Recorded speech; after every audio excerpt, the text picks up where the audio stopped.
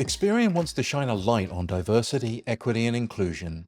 So, in today's Inclusion Forward interview, we focus on inclusion for people with disabilities. We're going to speak with the founder of a company that specializes in improving accessibility in the products we use. The company is Weko. For Weko's founder, living with a disability is something Lynn Werman recognizes as expertise.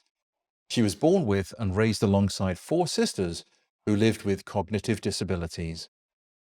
Being different and competing in a world that didn't recognize invisible disabilities, she grew up to be keenly aware that being different abled doesn't make a person incapable, and that people living with disabilities don't have a level playing field in academics and employment. Lynn, can you share how your early career in this field evolved? I have a degree in communications, English liberal arts, minor in professional writing. And I'm one of the rare people that actually got to use my writing skills in my career. But I had a very strong sales background. That was how I got through college. And I kind of found myself on the sales treadmill in my early 20s. But I was ill for a large part of my 30s where I was not able to work because of my disability. And when I went back to work, I landed a job selling transportation programs in downtown Minneapolis as part of a quasi government group. They say that, if you are pursuing work that you're really passionate about, that it doesn't feel like work. It doesn't feel like a job. I'm sure you would agree with that, working in this field now. That is correct. In fact, when we have new people come on our team, we warn them that they are going to want to work all the time. And we say, if you get a taste of the Rico Kool-Aid, you're going to want to work all the time and you can't.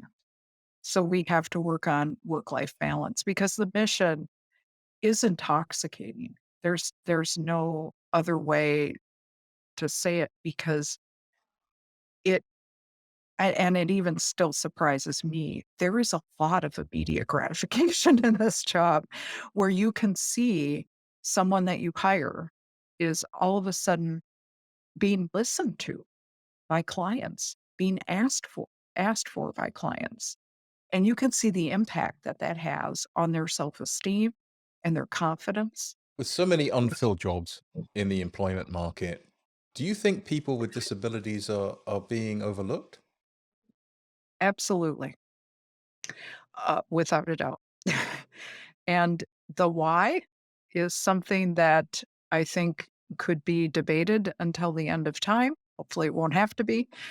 But from what I've experienced as being a professional who lives with a disability, even though mine is invisible, uh, I have had to reveal my disability at work and know how that limited my ability to move up, but also encountering people that work with us that have advanced degrees that go to school simply because they cannot find employment. So why is accessibility and usability important in products that we use?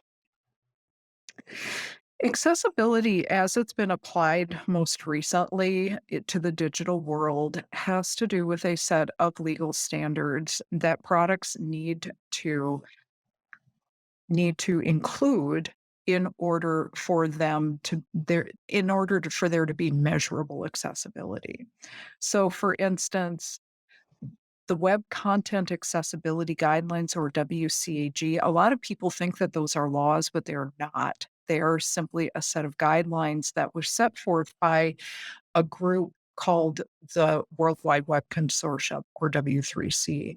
And this is a group that got together to kind of solidify what web accessibility means. But WCAG has been applied to laws all over the world. So, for instance, it has been applied to Section 508 of the Rehabilitation Act of 1973, which is the US law that says that everything that the government buys has to be accessible to people living with disabilities. So, understanding how the laws and the guidelines work together is an important part of understanding what measurable accessibility is. So when we talk about digital accessibility, we're usually talking about WCAG, Web Content Accessibility Guidelines. Now, you can have something meet all those guidelines and have it not be very usable to someone who lives with a disability. So, WCAG is like a checklist. It can make sure that you have alt tags on your images, your headings are cleared, your links are labeled, but how the entire picture fits together is what usability is. So, can someone who is blind find a doctor on this medical website by using a search engine? Or can someone with a cognitive disability, are they able to sign up for a newsletter? And so that's why we have a team of testers who do disability focused usability testing so that we've got our accessibility specialists who work on the standards with the clients, and then we have our usability testers. It doesn't actually work when the rubber meets the road. So it needs to be something that individuals can actually understand and put to use.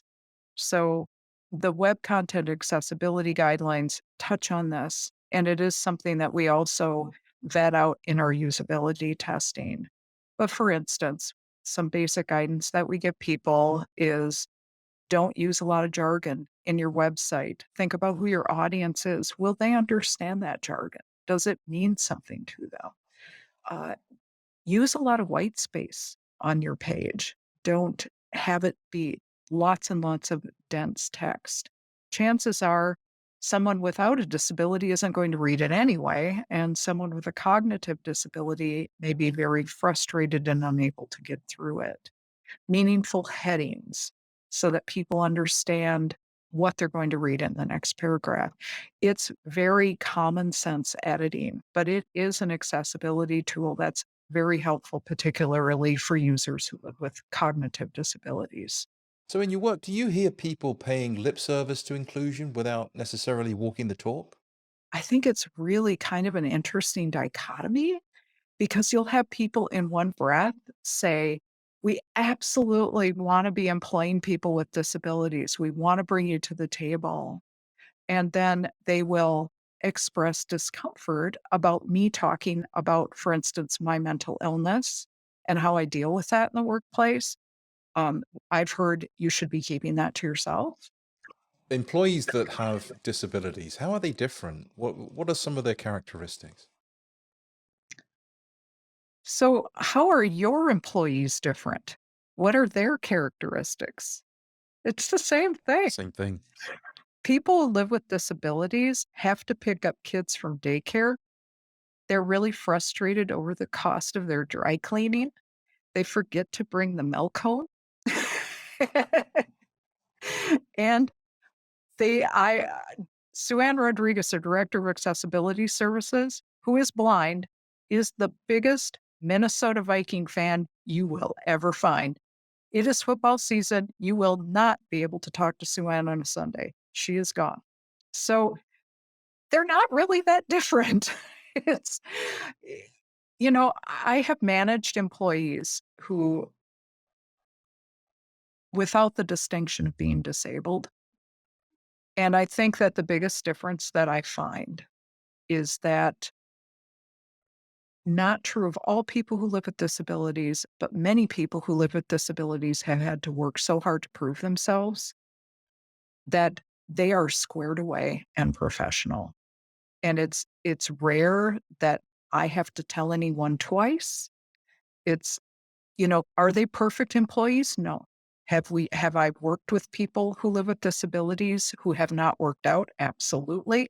That have had things come up in their lives? Absolutely. But as a group, um, they've had so few options.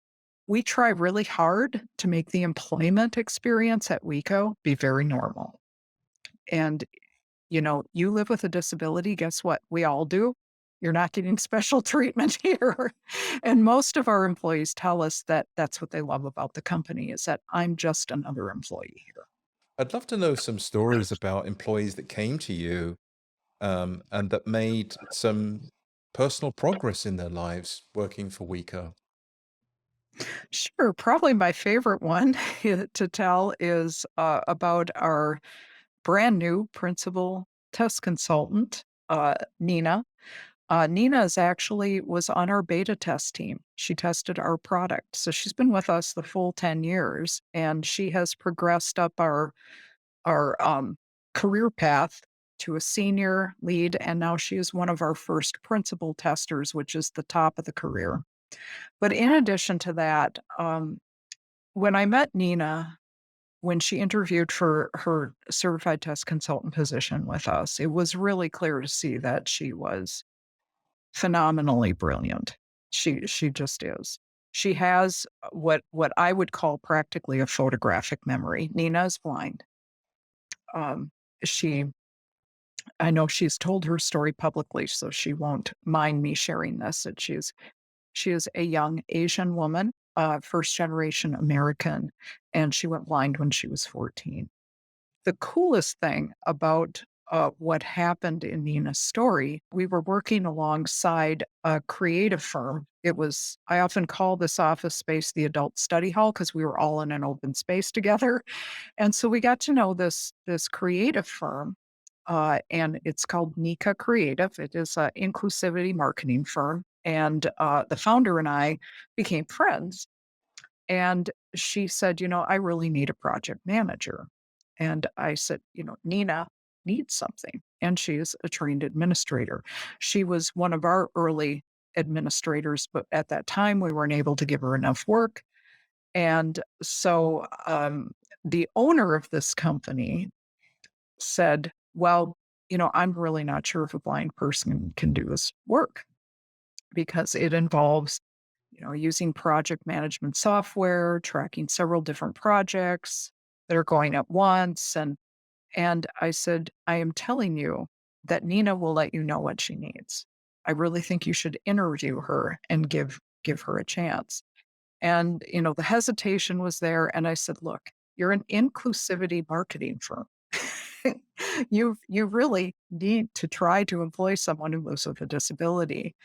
And it wasn't 2 weeks in that the owner came back to me and said, "I don't know what we did without her." And you were absolutely right. She knew what she needed. She had the software. We experimented with a couple of management systems, found one that worked with her screen reader, and now I cannot wrestle Nina back from this person if I wanted to. But she and I, yeah, the owner and I have been on a couple of different uh, podcasts talking about what that journey was like for her.